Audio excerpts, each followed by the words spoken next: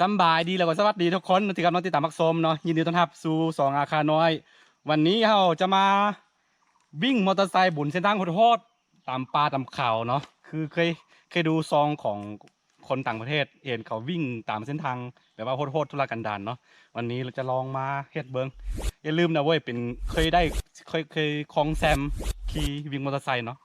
อันดับหนึ่งคือว่าแข่งคนเดียวเนาะบ่มีผู้แข่งนำโอเควันนี้เราจะลองใส่ตัวนี้เนาะมอเตอร์ไซค์ของจีนเนาะบูฮูซื้อน่าจะเป็นของอันนั้นเนาะรีฟานของจีนแดงเนาะจะลองใส่เบิ้งตัวนี้ใส่ได้ประมาณ6 ปีกว่าๆแล้วแต่ว่ายังดีอยู่เนาะซื้อมาแต่จีนแผ่นดินใหญ่โอเคบอกว่าลายนะตอนนี้เราขี่ลองเบิ้งเนาะติดตามยาวๆไปมันจะโหดทำได้โอเค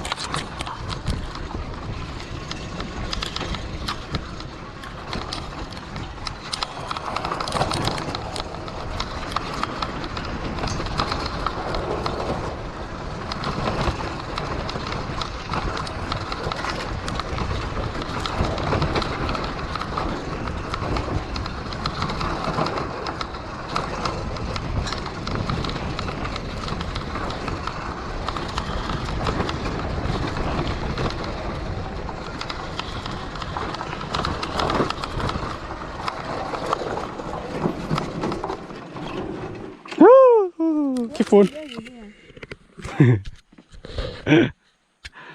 โอ้ย